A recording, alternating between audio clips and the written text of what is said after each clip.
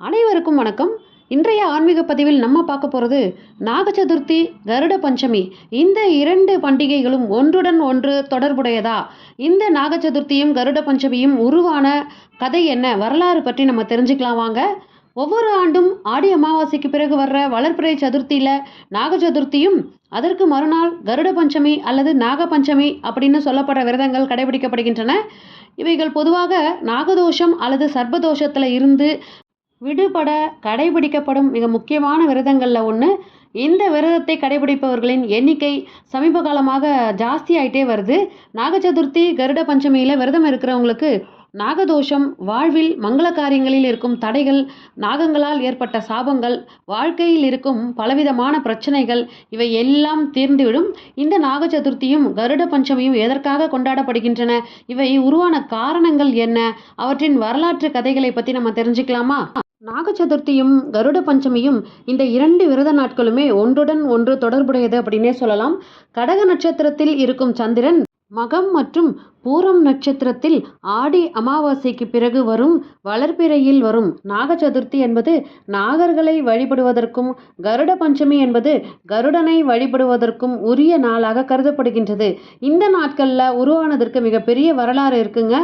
புராணங்களில் இந்த நாக சதுர்த்தி மற்றும் கருட பஞ்சமி உருவானதற்கு இரண்டு விதமான கதைகளை சொல்லுவாங்க. குடும்பத்தில் பிரச்சனை, வழக்கு, கண் திருஷ்டி, தீய சக்திகள், விபத்துக்களில் சிக்கிறது, கணவன் மனைவிக்குள்ள ஒற்றுமை இல்லாமல் திருமணத்தில் தடை, குழந்தை பிறப்புல தடை, இவைகளால் பாதிக்கப்பட்டவர்கள் நாக சதுர்த்தி மற்றும் கருட பஞ்சமி விரதம் இருந்து பூஜை செய்து வந்தாங்க அப்படின்னா நிச்சயமாக அந்த பிரச்சனைகள் எல்லாம் சரியாயிடும். அப்படி விரதம் இருப்பதற்கு முன்னாடி இந்த விரதங்கள் உருவான வரலாற்றை நம்ம தெரிஞ்சுக்கிறது அவசியம் இல்லையா? காஷ்யப முனிவருக்கு இரண்டு மனைவிகள். அவர்கள் பெயர் கத்ரு, வினதை. இவர்கள் இருவருக்கும் ஒருவரை கண்டால் மற்றவருக்கு பிடிக்காது. இவர்கள் இரண்டு பேருக்குமே ஒரு வாட்டி சண்டை வந்தது. அதனுடைய முடிவில் யாருக்கு முதலில் குழந்தை பிறக்கிறதோ அவருக்கு மற்றவர் அடிமையாக இருக்க வேண்டும் அப்படின்னு போட்டி வந்தது. இதற்கு ஒப்புக்கொண்ட இருவரும் தன்னுடைய கணவரை வேண்டி வரம் பெற்றனர். முதல் மனைவியான கத்ரு தனக்கு 1000 முட்டைகள் வேண்டும், அனைவரும் பார்த்து பயந்து நடுங்கும் வகையிலான நாகங்கள் தனக்கு மகன்களாக பிறக்க வேண்டும் அப்படின்னு வரம் கேட்குறாங்க. இரண்டாம் மனைவியான வினதை தனக்கு 2 முட்டைகள் வேண்டும், யாராலும் வெல்ல முடியாத மிகுந்த பலசாலியான 2 மகன்கள் வேண்டும் என வரம் கேட்டால் காஷ்யப முனிவரும் அதன்படியே வரம் கொடுக்கிறார். வினதையின் முட்டைகள் முதலில் குஞ்சு பொரித்து விடக்கூடாது என கத்ரு சதி வேலையில் ஈடுபட்டாள். அதன்படி 500 ஆண்டுகளுக்கு பிறகு கத்ருவின் 1000 முட்டைகளும் பொரிந்து நாகங்களாக வெளிப்பட்டன. அதிலிருந்து தோன்றியவர்கள்தான் வாசுகி, ஆதிசேஷன், கார்கோடகன் உள்ளிட்ட நாகங்கள். ஆனால் வினதையின் முட்டைகள் பொரியாமல் இருந்ததால் அவள் கத்ருவிற்கும் அவளது மகன்களுக்கும் அடிமையாக இருந்தாள். நீண்ட காலம் ஆகியும் தனக்கு கொடுக்கப்பட்ட முட்டைகள் பொரியாததால் சந்தேகமடைந்த வினதை ஒரு முட்டையை எடுத்து உடைத்து பார்த்தாள். அதிலிருந்து முழுமையற்ற உருவாக ஒரு குழந்தை பிறந்தது. அதற்கு அருணன் என்று பெயரிட்டாள். அந்த குழந்தையின் உருவத்தை மற்றவர்கள் கேலி செய்ததால் மனமுடைந்த அருணன் சூரியனை நோக்கி கடும் தவம் புரிந்து அவருக்கு தேரோட்டியாக இருக்கும் வரத்தை பெற்றான். பிறகு பல காலம் கழித்து மற்றொரு முட்டையிலிருந்து பெரிய இறக்கைகளுடன் பலசாலியாக கருடன் பிறந்தான். நாகர்களும் கருடனும் அவதரித்த தினமே நாக சதுர்த்தி மற்றும் கருட பஞ்சமி தினங்களாக கொண்டாடப்படுகின்றன. நாகர்கள் முதலில் பிறந்ததால் நாக சதுர்த்தி முதலிலும் கருட பஞ்சமி மறுநாளும் வருகின்றது.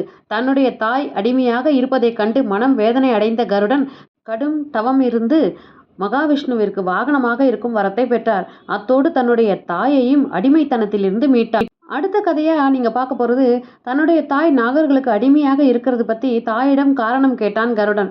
வினதையும் நடந்தவற்றை கூறினாள். அதாவது இந்த அடிமைத்தனம் நீங்க தாங்கள் என்ன செய்ய வேண்டும் என்று கத்ருவிடமே சென்று கேட்டார் கருடன்.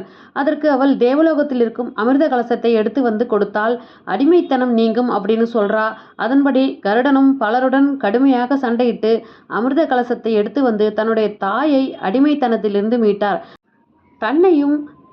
தன்னுடைய தாயையும் அடிமைத்தனத்தில் இருந்து மீட்ட அந்த தினத்தை கருட பஞ்சமியாக கொண்டாடுவதாகவும் சொல்லப்படுகின்றது.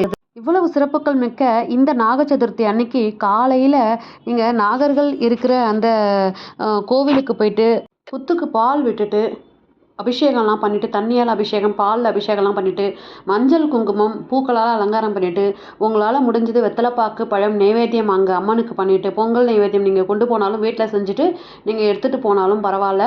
நீங்கள் முத நாள் நாக சதுர்த்தி அன்னைக்கு நீங்கள் பால் விட்டுட்டு வந்துடணும் புத்துக்கு, இதே மாதிரி மஞ்சள் குங்குமம் வச்சுட்டு. அடுத்த நாள் கருட பஞ்சமி அன்னைக்கு போயிட்டு நீங்கள் மற்றபடி இந்த அன்னைக்கு நோன்பு அப்படின்னு சொல்லுவாங்க. அது குல வழக்கப்படி இருக்கிறவங்க செய்யணும்.